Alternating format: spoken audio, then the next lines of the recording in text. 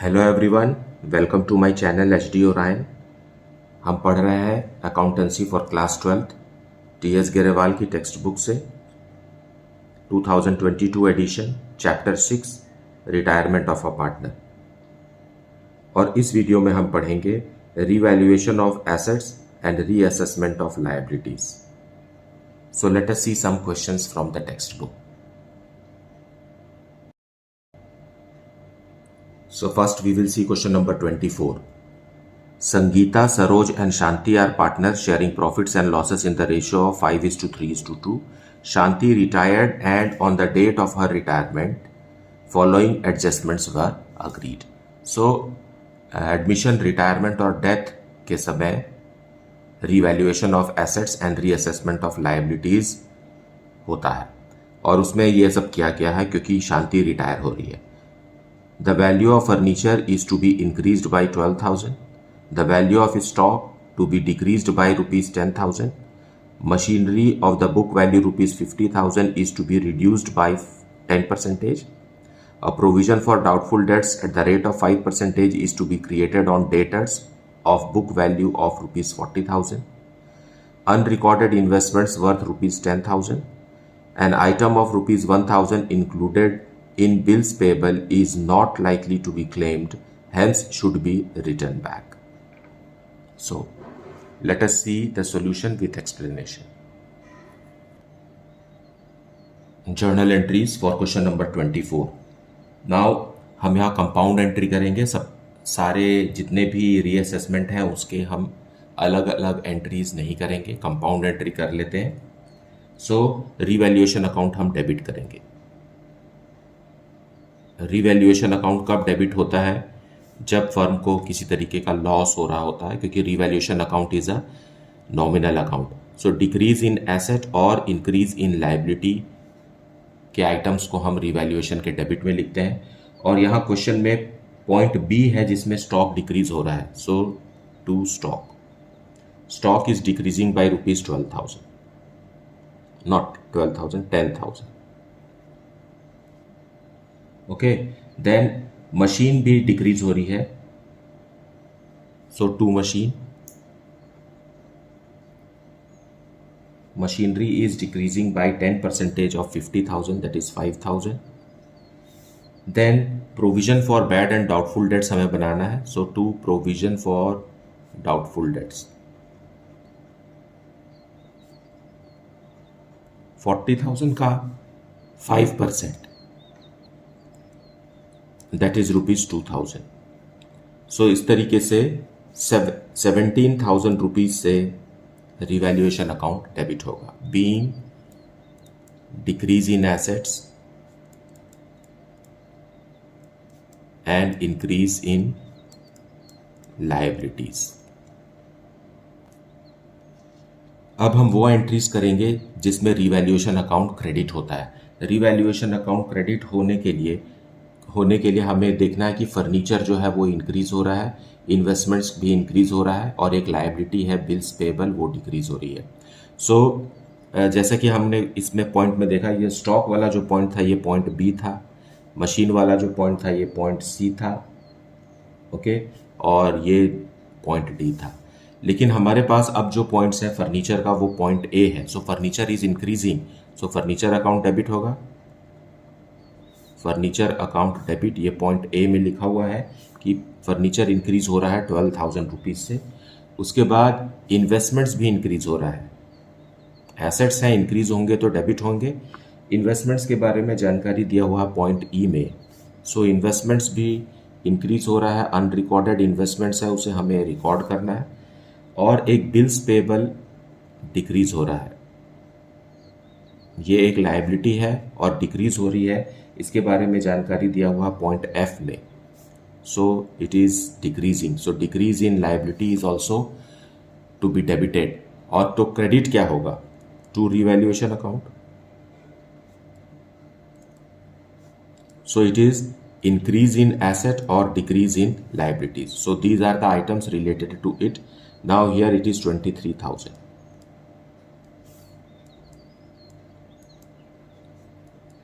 Being increase in assets and decrease in liabilities. Now we will compare the debit and credit of revaluation account. Revaluation account के debit में 17,000 है, revaluation account के credit में 23,000 है, तो हमें debit करना होगा revaluation account. So because of this reason there is a profit. Fine, revaluation account debit करेंगे हम. क्यों? क्योंकि क्रेडिट में 23,000 है और डेबिट में 17,000 है. सो हमें 6,000 रुपीज से रिवैल्यूएशन अकाउंट डेबिट करेंगे. And this 6,000 rupees is profit or gain on revaluation, which will be given to all the partners in their old ratio. So which are those old partners? Sangeeta, Saroj and Shanti.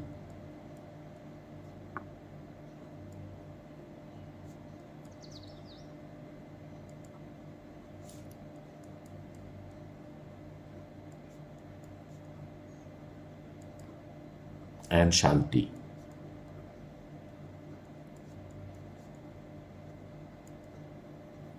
Now, this 6,000 rupees profit or gain on revaluation will be paid to old partners in their old profit sharing ratio. So they will get the amount rupees 3,000 for the first partner, or 1,800 for the second partner, and 1,200 for the third partner, being profit or gain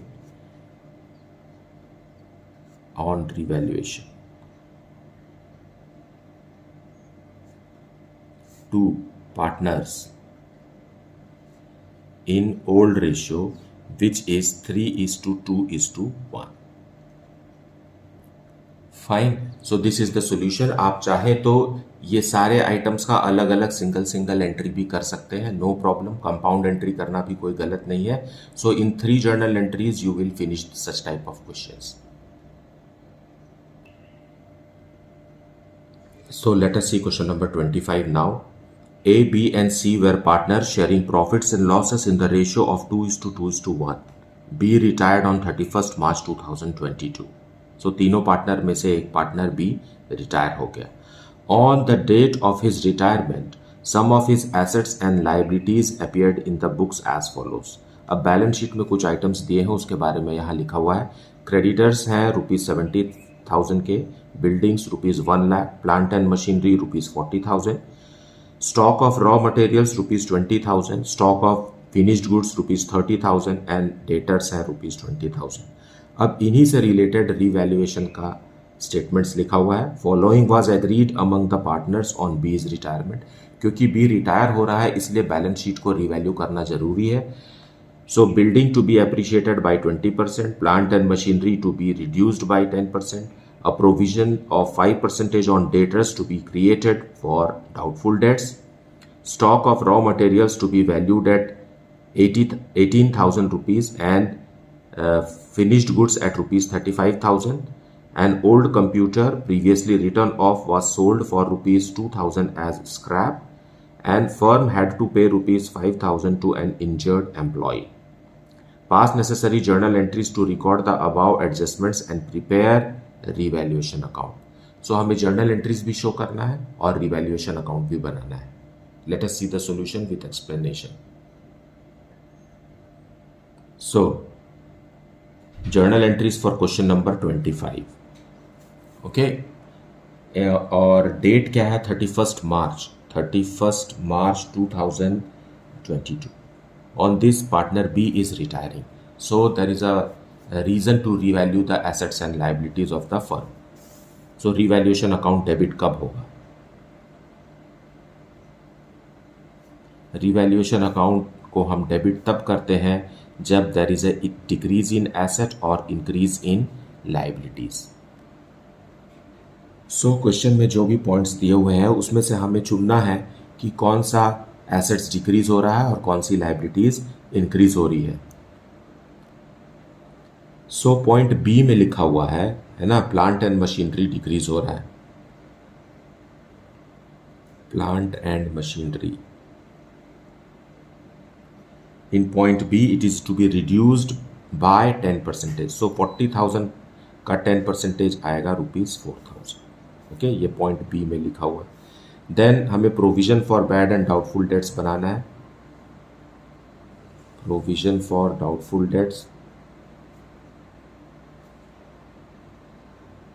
ये point C में लिखा हुआ है कि हमें debtors का 5% create करना है और डेटर्स है ₹20,000 के, so 5% of 20,000 is 1,000 rupees. Then point D में आ जाइए, स्टॉक ऑफ रॉ मटेरियल,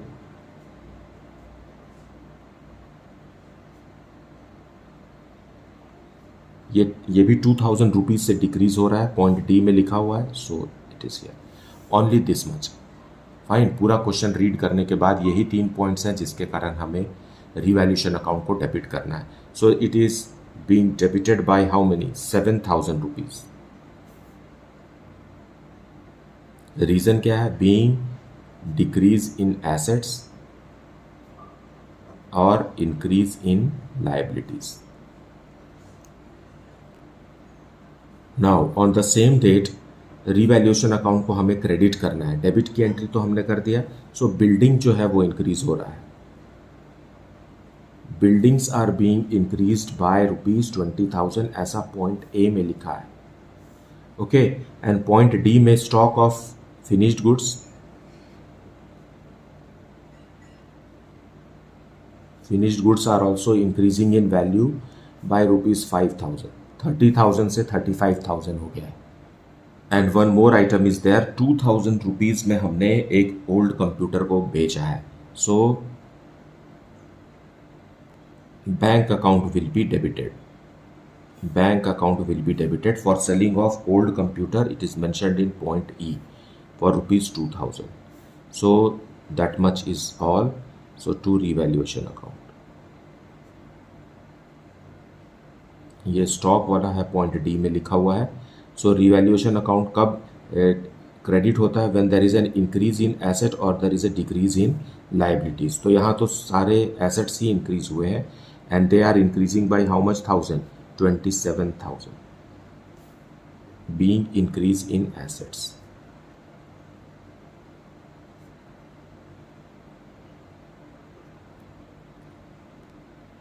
लेकिन एक पॉइंट को हमने जिक्र करना यहाँ छोड़ दिया है, यहाँ पर भी हमें किसी को पैसा देना है ना?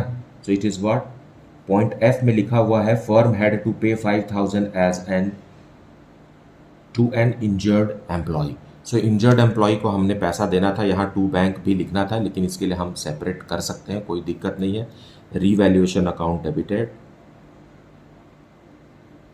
Revaluation account debited to bank, पैसा जा रहा है, इंजर्ड एम्प्लॉय को 5,000 रुपीज का पेमेंट हुआ है।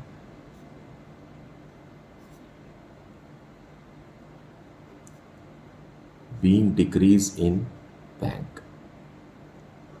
Okay, now if we see revaluation account credit हुआ है 27,000 से और डेबिट हुआ है 5,000 से और यहाँ ऊपर 7,000 से, मतलब 12,000 से डेबिट हुआ है, मतलब क्रेडिट में ज़्यादा है। So credit balance we are having credit balance in revaluation account. So on the same date revaluation account debit करेंगे हम, क्योंकि क्रेडिट बैलेंस है इसलिए हमें डेबिट में बैलेंसिंग अमाउंट लिखना पड़ेगा।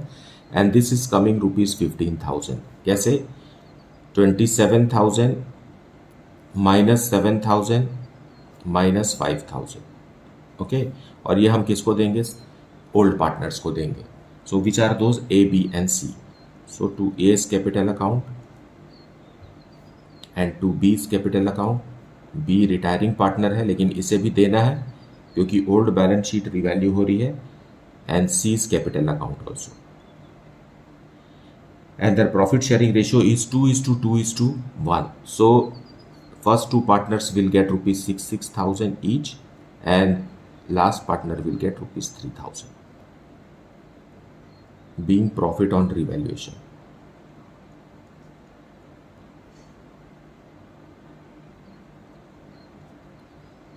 In old ratio, which is 2:2:1. So these were the journal entries. Now let us see the ledger of revaluation account. So revaluation account. So revaluation account के debit में हमें वो चीज़ें लिखनी है that is decrease in liabilities and decrease in assets and increase in liabilities. और credit side में हमें से रिवर्स लिखना है, इंक्रीज इन एसेट और डिक्रीज इन लायबिलिटीज लिखना है। नाउ जैसा कि क्वेश्चन में लिखा हुआ है हम लिख देते हैं जल्दी से, टू प्लांट एंड मशीनरी, क्योंकि डिक्रीज हो रहा है।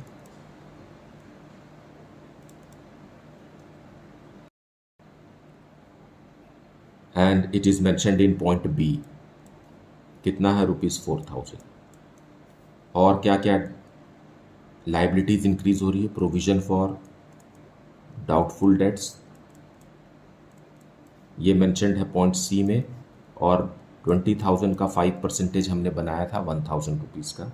देन रॉ मटेरियल भी डिक्रीज हो रहा है, ये एसेट है रॉ मटेरियल, लेकिन इसकी वैल्यू डिक्रीज हो रही है, पॉइंट डी में लिखा हुआ है।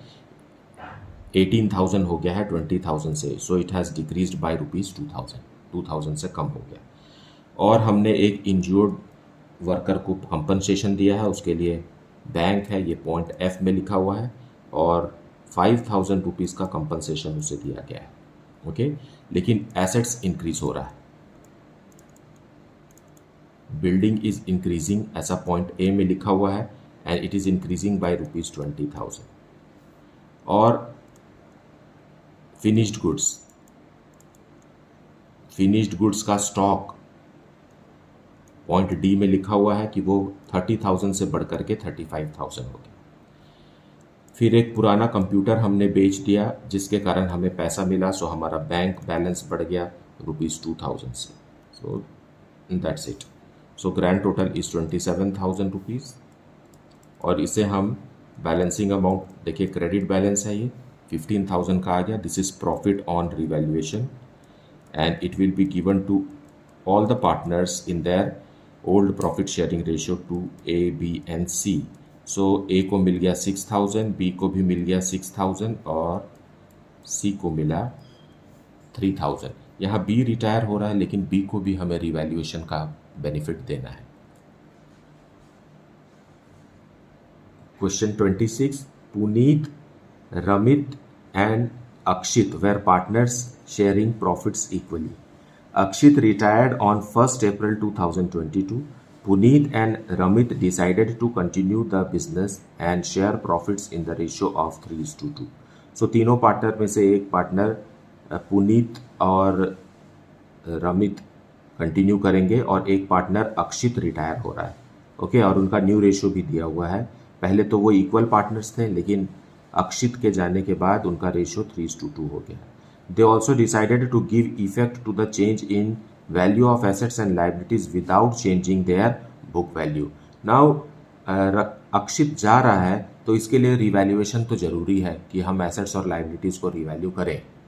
ओके, लेकिन जो कंटिन्यूइंग पार्टनर है पुनीत और रमित, ये नहीं चाहते हैं कि उनके बुक वैल्यू उनके बैलेंस शीट में जो भी एसेट्स और लाइबिलिटीज़ हैं उनके बुक वैल्यू चेंज हो। लेकिन रिवैल्यूएशन का बेनिफिट भी ये रिटायरिंग पार्टनर को देना चाहते हैं। सो यहाँ पर जानकारी दी हुई है कि क्या बुक वैल्यू था और रिवाइज्ड वैल्यू क्या है, तो पहले इसे देख लेते हैं। The book values and the revised values were as follows. Land पहले 5,50,000 का था बुक वैल्यू, और रिवाइज्ड वैल्यू है 8,50,000। देन कंप्यूटर्स ₹2,50,000 से 2,10,000। देन कंप्यूटर्स ₹1,00,000 से ₹70,000। देन सॉफ्टवेयर ₹5,00,000 से ₹4,00,000। सन्ड्रे क्रेडिटर्स ₹5,00,000 से ₹4,00,000। सन्ड्रे क्रेडिटर्स ₹70,000 से ₹60,000।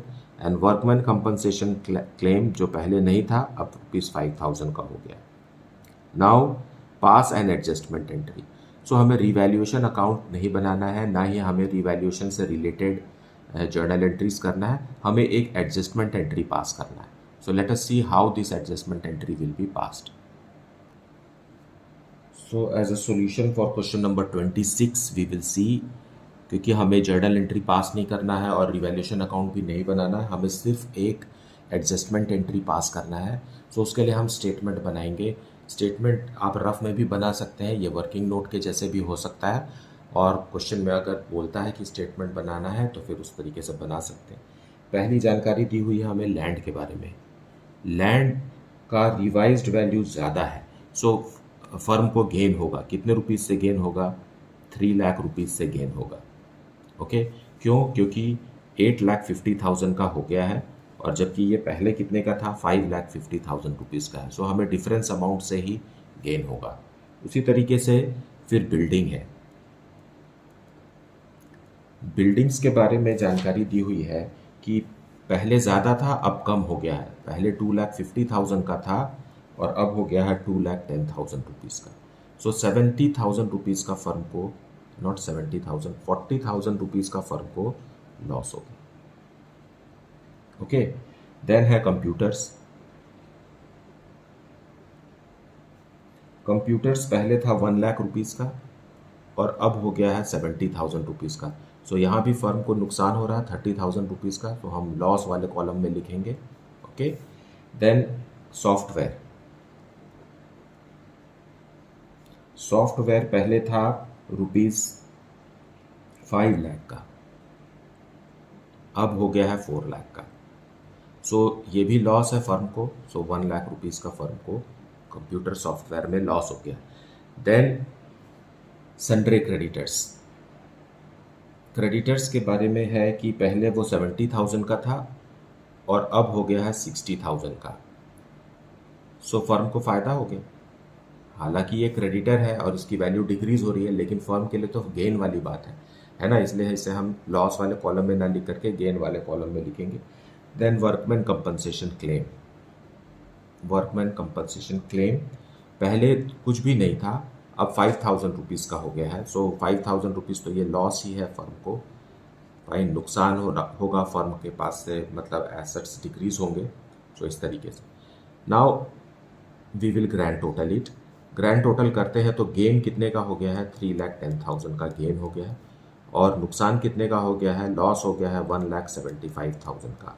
सो गेन ज़्यादा है और नुकसान कम है, तो एज ए रिजल्ट हमारे को गेन ही होगा। So what is the gain for the firm is 1,35,000, क्योंकि हम डिफरेंस अमाउंट निकाल रहे हैं। फाइन, सो टोटल गेन जो है, नेट गेन जो है, वो कितने का है, 1,35,000 का है। ओके, नाउ इसी से रिलेटेड हमें जर्नल एंट्री पास करना है, लेकिन उसके लिए हमें पहले सैक्रिफाइसिंग और गेनिंग रेशियो कैलकुलेट करना है। So let us calculate gaining ratio first, that who are gaining and in what proportion they are gaining. हमारे पास 3 पार्टनर्स हैं, let us proceed with the same. Puneet is to Ramit is to Akshit. ये पहले equal partners थे, उसमें से कौन retire हो गया, अक्षित। अक्षित रिटायर्स। ओके, अब बचे कौन, पुनीत एंड रमित बचे, और इनका न्यू रेशियो है 3:2। सो हम गेनिंग रेशियो कैलकुलेट करेंगे, which is new ratio minus old ratio for Puneet. New ratio is 3/5 and old ratio is 1/3. Okay, and for Ramit का रेशियो है 2/5 minus 1/3. So in this way we find that LCM is 15. It is 9 minus 5, that is equal to 4/15. और यहाँ आ जाएगा again 15, then 6 minus 5, that is equal to 1/15। दोनों ही gain कर रहे हैं, लेकिन इनका गेन करने का रेशियो है 4:1। So this profit, fine, profit on revaluation के लिए हम ट्रीटमेंट करेंगे, है ना, इससे इसको रिलेट करेंगे in the journal entries. So one single adjustment entry we have to pass. जैसा कि हम जान रहे हैं कि कंटिन्यूइंग पार्टनर दोनों ही गेन कर रहे हैं, सो जो गेन करता है उसके कैपिटल अकाउंट को हमें डेबिट करना होता है, और जो सेक्रीफाइस करता है उसके कैपिटल अकाउंट को हम डेबिट करते हैं। So outgoing partner Akshit is sacrificing, so we will credit that, और ये दोनों का कैपिटल अकाउंट हम डेबिट करके कम करेंगे, है ना। सो पुनीत's capital account debited, and Ramit also.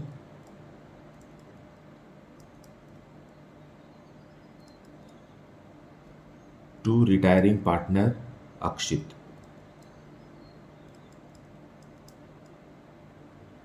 Akshit capital account. Now amount क्या रहेगा? अमाउंट रहेगा 1,35,000, that is the pure gain on revaluation of assets and liabilities में अक्षित का पोर्शन कितना है, क्योंकि ये इक्वल पार्टनर था, so 1/3, so it is coming out to be 45,000 rupees.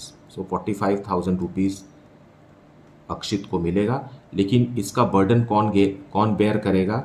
ये दोनों कंटिन्यूइंग पार्टनर्स अपने गेनिंग रेशियो में बेयर करेंगे।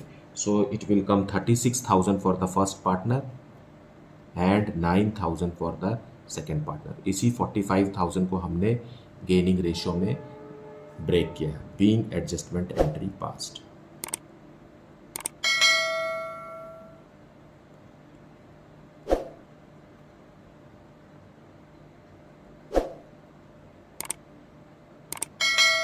सो this is how the question is to be solve.